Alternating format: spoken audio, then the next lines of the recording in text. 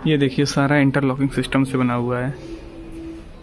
ये देखिए इस महल में तोप रखी हुई है जो कि 5 धातुओं से बनी हुई है, में सोना, चांदी, तांबा, पीतल।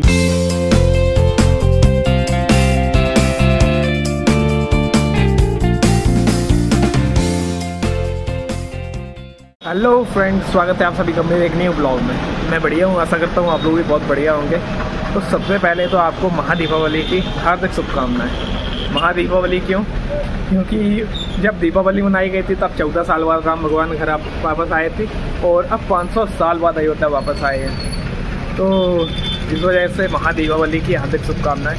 देखते हैं यहाँ पर अगर कोई राम मंदिर हुआ तो चलते हैं, आपको भगवान राम के दर्शन कराते हैं। इससे पहले चलते हैं, करते हैं बाबा बजरंगी के दर्शन। तो कीजिए भगवान राम के दर्शन आज।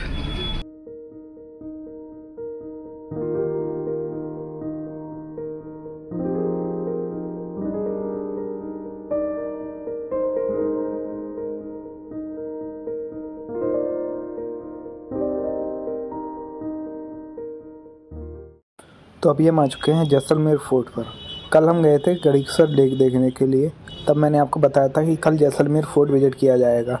तो अभी हम उसी फोर्ट पर आ चुके हैं और आपको दिखाते हैं जैसलमेर फोर्ट के नज़ारे। यहाँ पर 2 महल हैं, राजा का महल और रानी का महल, जो कि इंटरलॉक हैं। तो अभी आपको दिखाते हैं अंदर से नज़ारे। यह सूरज पोल, इससे पहले एक और पोल था और ये है इसके लिए का तीसरा गेट, जिसे बोलते हैं गणेश पोल। यहाँ पर देखिए उस टाइम के पुराने गेट लगे हुए हैं। ये जो रास्ता है एक जिगजैग है, ये देखिए। ये है इस किले का चौथा गेट। यह है राजा महल जो कि आपको दिख रहा है सामने, और इस साइड है रानी का महल जो कि अंदर से जुड़े हुए हैं। ये हम राजा महल के जस्ट सामने हैं, महाराजा महल। चलते हैं अंदर, आपको दिखाते हैं महाराजा महल के नज़ारे।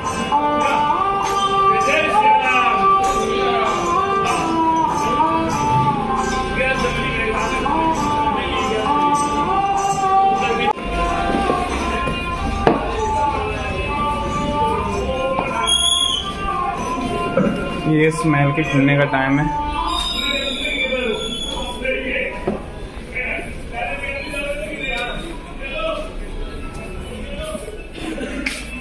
तो अभी हम आ चुके हैं महल के अंदर, राजा महल के अंदर, और टिकट ले लिया है।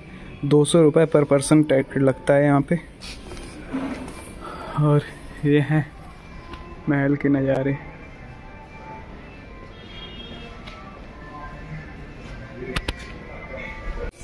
यहाँ है आर्मरी, शस्त्रागार। ये देखो बंदूक। यहाँ पर एक खुखरी रखी हुई है, नेपाली खुखरी।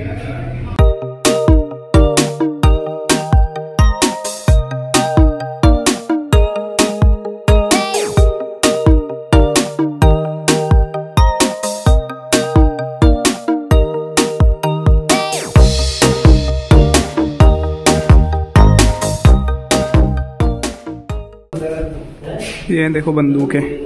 एक कहावत सुनी होगी आपने कि दूसरे कंधे पर रख के बंदूक चलाना। तो इस बंदूक को ऊंट के ऊपर रख के चलाया जाता था, ऊंट पे बैठ के, और किसी दूसरे के कंधे पे रख के चलाया जाता था। ये देखिए यहाँ पर चाबुक रखे हुए हैं घोड़े के। यहाँ पर ये धनुष।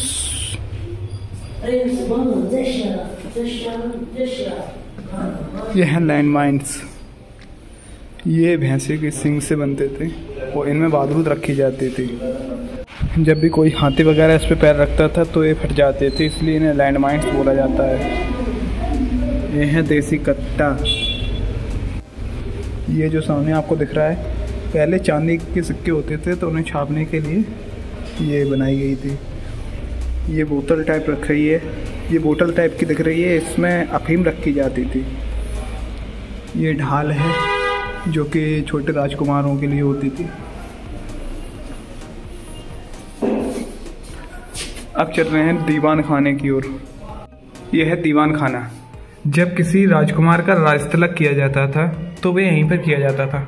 ये जो सामने आपको सिंहासन दिख रहा है ये चांदी का है, और इसके ऊपर जो छतरी दिख रही है इसमें जो येलो कलर दिख रहा है ये सोना है। ये चेयर भी चांदी की है। क्या हुआ ना कि टाइम बहुत हो चुका है, इस वजह से काली हो चुकी है।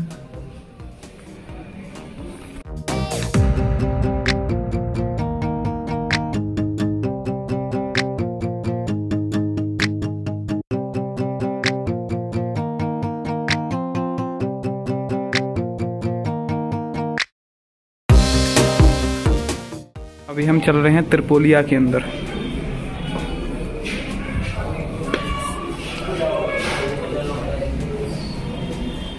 यहाँ पर ये 3 गेट आपको दिख रहे होंगे,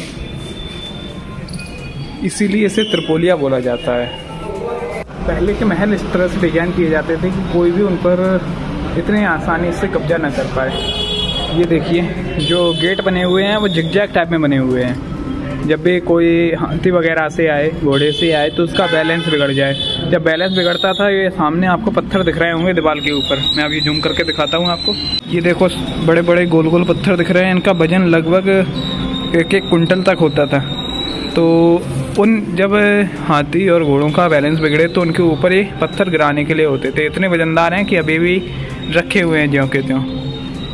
ये देखो यहाँ पर भी रखे हुए हैं। अभी हम चौथे गेट के ऊपर खड़े हुए हैं, इसे त्रिपोलिया बोला जाता है। यहाँ पर 3 गेट हैं इस वजह से। ये देखिए ज्वेलरी वगैरह रखने के लिए होती थी, इससे कि किसी को शक ना हो कि इस पर रखा क्या हुआ है। और यहाँ पर इस जगह पे कोई तस्वीर वगैरह लगा दी जाती थी। तो ये हैं महाराज जैसलदेव सिंह, जिन्होंने इस किले का निर्माण करवाया 1156 ईस्वी में। लेकिन ये उनकी रियल फोटो नहीं है, क्योंकि आप देख सकते हैं इसमें केवल एक साइड का चेहरा दिखाया गया है, और इसमें जो साफा है वो भी मुगल कालीन है। देखो आप देख सकते हैं। तो ये इनकी रियल फोटो नहीं है। अभी यहाँ भी आपको दिखाता हूँ इनकी रियल फोटो।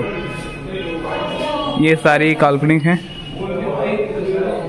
और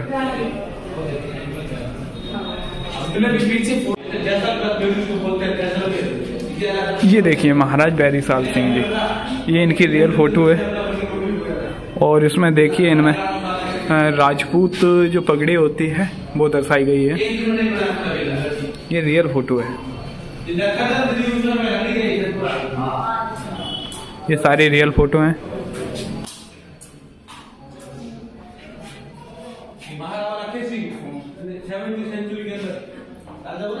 जो यहाँ के राजा हैं वो हैं चंद्रवंशी, और भगवान श्री कृष्ण भी चंद्रवंशी थे। और जो जोधपुर के राजा हैं वो सूर्यवंशी हैं, जो भगवान राम के वंशज हैं। और यहाँ के राजा भगवान कृष्ण के वंशज हैं। आपको अभी भगवान कृष्ण की वंशावली दिखाता हूँ, यहाँ पर लिखी हुई है। ये देखिए, ये श्री कृष्ण भगवान की राजवंशावली लिखी हुई है।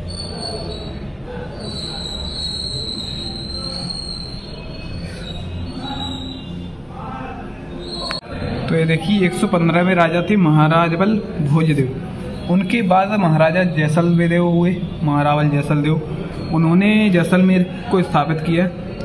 और उसके बाद 158वें राजा हुए महारावल बृजराज सिंह, जो कि वर्तमान में नहीं है, यहाँ पर लिखा हुआ है। जिनकी अभी डेथ हो चुकी है लगभग 2021 में, शायद 2020 में ये ख़त्म हो गए थे 14 दिसंबर को। तो अभी जो यहाँ के नए राजा हैं वो हैं महाराज चैतन्य सिंह जी, महाराज चैतन्य सिंह। उनका नाम अभी लिखा नहीं है इसमें। ये देखिए भगवान श्री कृष्ण की फ़ोटो लगी हुई है। और यहाँ पर माननीय बृजराज सिंह जी। यहाँ पर मूर्तियाँ रखी हुई हैं जो कि देखने में लगती हैं लकड़ी की बनी हुई हैं, लेकिन ये पत्थर की हैं। एक एक पत्थर पे एक एक मूर्ति बनाई गई है। इसमें कोई जॉइंट नहीं है कहीं पे। और ये काल्पनिक मूर्तियाँ बनाई गई हैं। ये भगवान राम की मूर्ति है। आपने कभी भगवान राम को दाढ़ी के बेस में देखा है? नहीं है। लेकिन ये काल्पनिक तौर पर बनाई गई है कि जब भगवान राम वनवास पे गए होंगे तो कैसे दिखते होंगे 14 साल वनवास में, तो उस टाइप से बनाई गई है।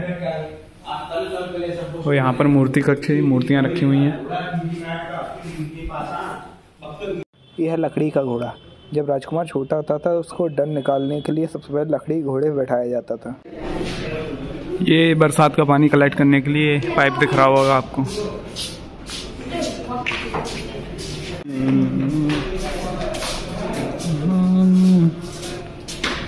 हम आ चुके हैं दीवाने आम में।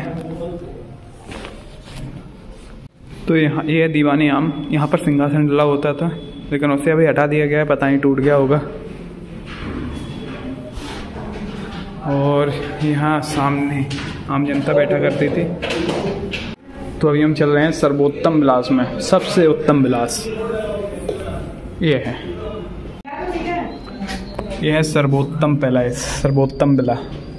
यहाँ पर देखिए चारपाई रखी हुई है। ये इतनी छोटी इस वजह से बनाई जाती थी कि राजा के पैर नीचे बने रहे। अगर कोई दुश्मन हमला कर रहा है तो राजा फुर्ती दिखा के बच सकता था। और ये इतनी नीचे इसलिए बनाई जाती थी कि इसके नीचे कोई छिपकर वार ना कर सके। ये सारा चांदी का है सामान। ये बर्तन भी चांदी के रखे हुए हैं। चांदी के इसलिए होते थे कि अगर कोई जहर मिला के किसी राजा को मारना चाहे तो चांदी के बर्तन में जहर डालते ही वो नीले कलर का हो जाता है। ये सामने आपको कोट दिख रहा होगा। ये यहाँ के सबसे बड़े राजा, मतलब शरीर में सबसे बड़े राजा, राजा रामबिलास सिंह जी का है, जो कि इनकी लंबाई 7 फुट थी और वजन उनका 2.5 कुंटल था, 250 किलो। अब ऐसा बताया है यहाँ लोगों ने, ऐसा मुझे तो कोई पता नहीं है। यहाँ की छतें ये लकड़ी की बनी होती थी, इससे कि सर्दी में गर्म रहे और गर्मी में ठंडी रहे। ये झरोखे हैं जिससे कि हवा आती रहे और रोशनी आती रहे। ये भारत का एकमात्र ऐसा किला है जहाँ पर जनता रहती है। यहाँ पर अभी 4,500 लोग रहते हैं लगभग। ये देखिए, ये लोगों को रहने के लिए बनवाए गए थे। यहाँ पर आम जनता रहती थी। अभी लोगों ने इन्हें होटल में, दुकानों में कन्वर्ट कर दिया है। और ये है जैसलमेर सिटी। देखो कहाँ तक जैसलमेर फैली हुई है।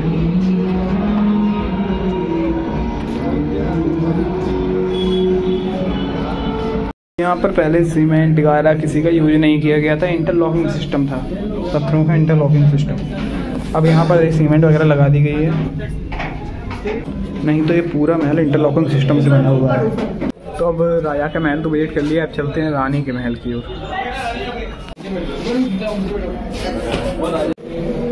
ये है गणगौर मैया की मूर्ति, जिनकी पूजा होली के दौर से स्टार्ट होती है और 16 दिन तक चलती है। ये यहाँ पर रखा हुआ है, इस महल का पूरा मैप दर्शाया गया है यहाँ पर। हम चलते हैं महारानी कक्ष की ओर।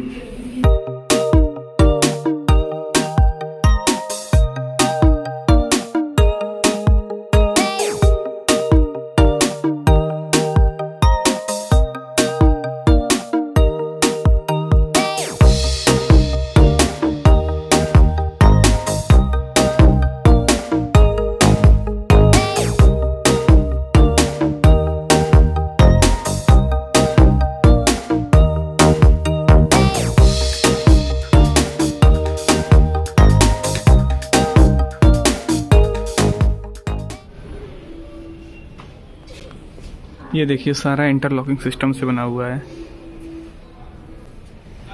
ये अभी लगा दी गई है इसमें जो सीमेंट वगैरह है। ये देखिए कहीं ना सीमेंट है ना मिट्टी है, कुछ भी नहीं।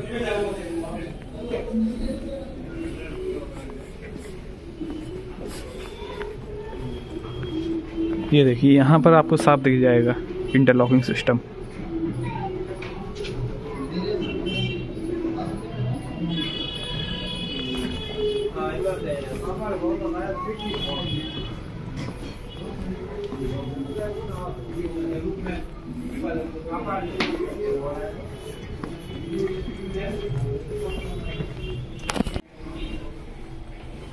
ये जैसलमेर फोर्ट का मैप है। देखो आपको 3 कोने दिख रहे होंगे इसमें, 1 2 3।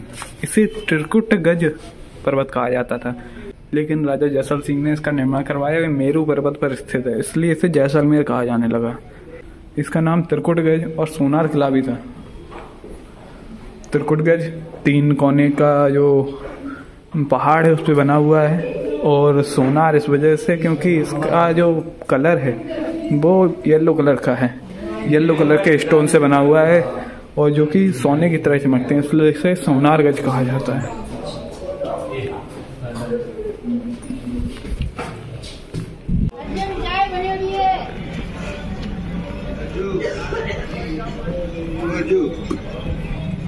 अभी आपको लग रहा होगा कि हम जैसलमेर किले से नीचे आ चुके हैं। ये किले के अंदर ही है जहाँ पर लोग रहते हैं।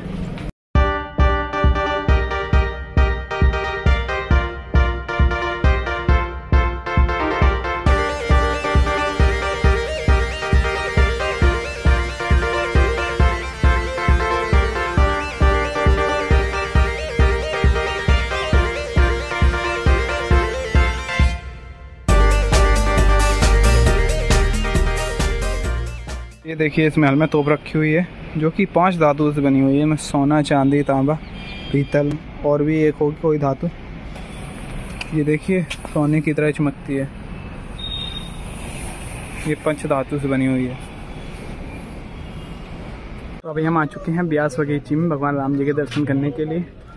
आपको जैसलमेर फोर्ट विजिट कराया, कैसा लगा आप ज़रूर बताना कमेंट में। शाम को चलेंगे पटुओं की हवेली में। ये दोनों वीडियो अलग अलग होंगी क्योंकि एक ही साथ अगर दोनों को मिक्स करके डाल देंगे तो वीडियो ज़्यादा बड़ी हो जाएगी, इस वजह से इसका पार्ट 2 आएगा। अभी आपको दर्शन कराते हैं भगवान राम के।